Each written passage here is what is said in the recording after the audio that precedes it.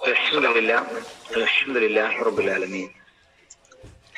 വസ്സലാത്തു വസ്സലാമു അലാ റസൂലിൽ അമീൻ വഅലാ ആലിഹി വസഹ്ബിഹി അജ്മഈൻ. അമ്മാ ബഅദ്. റബ്ബി ഇശ്റഹ് ലി സദ്രി വയസ്സിർ ലി അംരി വഹ്ലുൽ ഉഖ്ദത മിൻ ലിസാനി യഫ്ഖഹു ഖൗലി. ഏറെ സ്നേഹം നിറഞ്ഞ ഉമ്മമാരെ, ഉപ്പമാരെ, സഹോദരി സഹോദരന്മാരെ, അള്ളാഹു നമ്മയൊക്കെ അനുഗ്രഹിക്കുമാറാവട്ടെ. നമ്മളെ ഏറ്റവും കൂടുതൽ ഇഷ്ടപ്പെടുന്നത് ആരാണെന്ന് ചോദിച്ചാൽ നമ്മുടെ നാഥനാണ്. അള്ളാഹുവിന് നമ്മോട് വല്ലാത്തൊരു ഇഷ്ടമാണ്. നമ്മൾ പലപ്പോഴും നമുക്ക് ഏറ്റവും ഇഷ്ടമുള്ള ആളുകളുടെ കൂടെ ഒറ്റയ്ക്കിരിക്കാൻ ആഗ്രഹിക്കാറുണ്ട്. അവരോട് കാര്യങ്ങൾ തുറന്നു പറയും. നമ്മുടെ എല്ലാ ദുഃഖങ്ങളും സന്തോഷങ്ങളും അവരുമായിട്ട് പങ്കുവെക്കും. പടച്ചവന് താനുമായി ഒറ്റയ്ക്കിരിക്കുന്ന ആളെ വല്ലാത്ത ഇഷ്ടമാണ്. അവൻ ചോദിക്കുന്നത് എന്തും അള്ളാഹു നൽകുന്നു. അള്ളാഹുവിന് അങ്ങനെ ഒറ്റയ്ക്കിരിക്കുന്ന ഏറ്റവും നല്ല സമയം, അല്ലെങ്കിൽ തൻ്റെ അടിമ തൻ്റെ കൂടെ ചിലവഴിക്കാൻ ആഗ്രഹിക്കുന്ന സമയങ്ങളിൽ ഏറ്റവും ഇഷ്ടം രാത്രിയുടെ അന്ത്യയാമങ്ങളാണ്.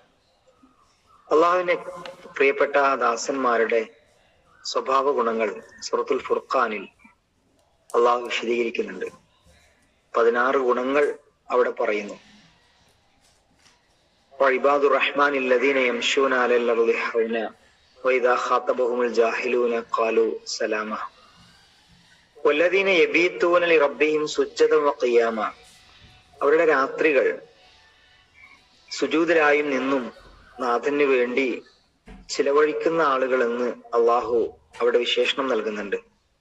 മഹാനായ ഉമറുൽ ഖത്താബ് റളിയല്ലാഹു അൻഹു അദ്ദേഹം പറയുന്നുണ്ട്, 2 കാര്യങ്ങൾ എൻ്റെ ജീവിതത്തിൽ ഇല്ലായിരുന്നെങ്കിൽ ഞാൻ മരണം കൊതിച്ചേനെ. കാരണം മനുഷ്യനാവുമ്പോ കുറെ പ്രശ്നങ്ങളും പ്രയാസങ്ങളും ഒക്കെ ഉണ്ടാവും.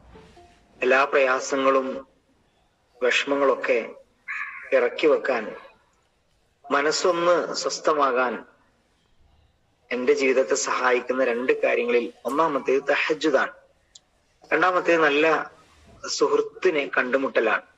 ഇത് രണ്ടും ജീവിതത്തിൽ വളരെ പ്രധാനമാണ്.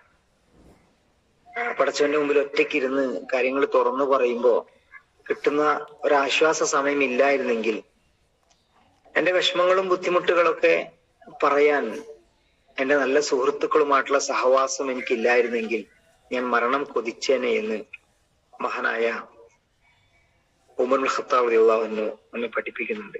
ഇമാം ഷാഫി റളിയല്ലാഹു അൻഹു പറയുന്നുണ്ട്, എനിക്ക് രാത്രിയാണ് ഇഷ്ടം. എൻ്റെ ജീവിതത്തിന്റെ നിമിഷങ്ങളിൽ എനിക്ക് ഏറ്റവും ഇഷ്ടം രാത്രിയാണ്. കാരണം എൻ്റെ നാഥനുമൊത്തുള്ള നിമിഷങ്ങളുണ്ട് ആ രാത്രികളിൽ. അതുകൊണ്ട് ഞാൻ ഏറെ ഇഷ്ടപ്പെടുന്നത് രാത്രിയെയാണ്. രാത്രി എഴുന്നേറ്റ് നമസ്കരിക്കുക, അള്ളാഹുവിനോട് പ്രാർത്ഥിക്കുക എന്ന് പറയുന്നത് വല്ലാത്തൊരു അനുഗ്രഹമാണ്. അത് അള്ളാഹുവിന്റെ ഇഷ്ടദാസന്മാർക്ക് ലഭിക്കൂ.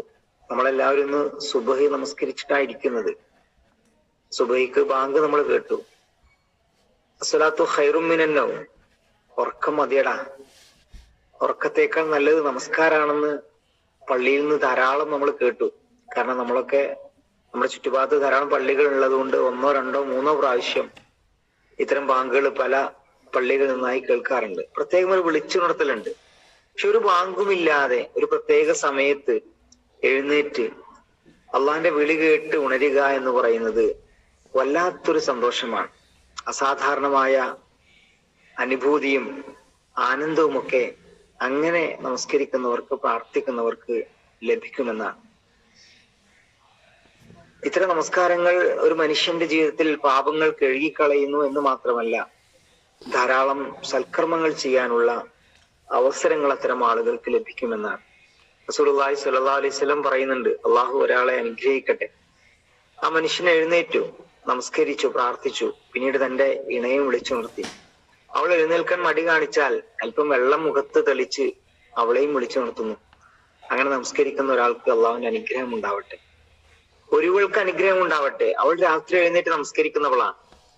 തന്റെ പ്രിയതമയെയും അവള് വിളിച്ചുണർത്തുന്നു, പ്രിയതമനെയും വിളിച്ചുണർത്തുന്നു. അയാൾ എണീക്കാൻ മടി കാണിച്ചാൽ മുഖത്ത് വെള്ളം സ്നേഹത്തോടെ തെളിച്ച് അദ്ദേഹത്തെയും വിളിച്ചുണർത്തി നമസ്കരിക്കുന്നവൾക്ക് അള്ളാഹുവിന്റെ അനുഗ്രഹം ഉണ്ടാവട്ടെ എന്നാണ്.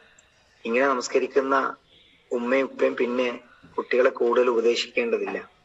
നമ്മുടെ ജീവിതത്തിലുള്ള നന്മകൾ സ്വാഭാവികമായിട്ടും നമ്മുടെ കുട്ടികളെ വല്ലാണ്ട് സ്വാധീനിക്കും എന്ന് നമ്മൾ മനസ്സിലാക്കേണ്ടതുണ്ട്. റസൂലുള്ളാഹി സ്വല്ലല്ലാഹു അലൈഹി വസല്ലം പറയുന്നുണ്ട്, നിങ്ങൾ തഹജ്ജുദ് നമസ്കാരം ശീലിക്കുക.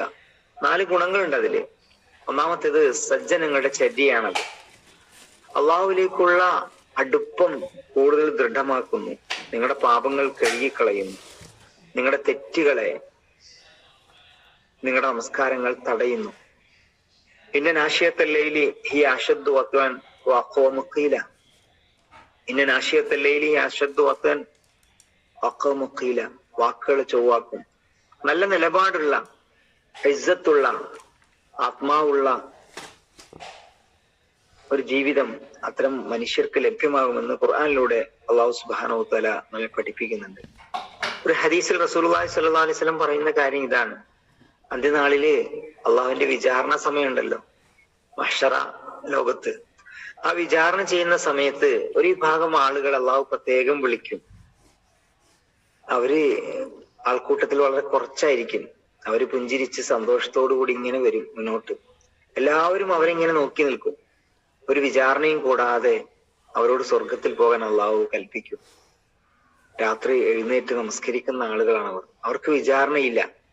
അവർ സ്വർഗത്തിലെത്തിയതിനു ശേഷം മറ്റുള്ളവർക്കുള്ള വിചാരണ ആരംഭിക്കുമെന്ന് റസൂലുള്ളാഹി സ്വല്ലല്ലാഹു അലൈഹി വസല്ലം നമ്മെ പഠിപ്പിക്കുന്നുണ്ട്. ഉമർ റളിയല്ലാഹു അൻഹു പറയുന്നുണ്ട്, രാത്രിയിലെ ഒരു പ്രത്യേക സമയം എത്തിയാൽ ഞാൻ എഴുന്നേൽക്കും.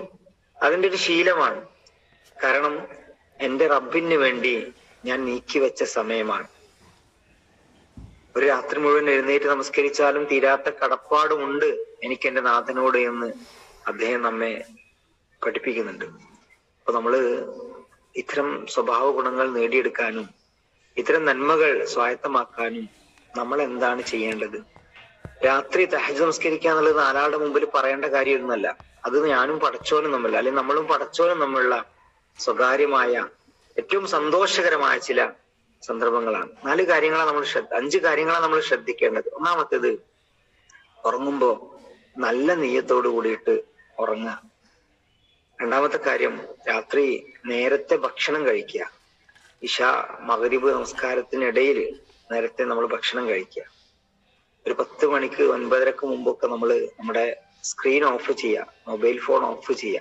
എന്നുവെച്ചാൽ മൊബൈൽ ഫോൺ ഉപയോഗം നിർത്തുക. ഒരു 10:30 മുമ്പെങ്കിലും നമ്മൾ കിടന്നുറങ്ങുക.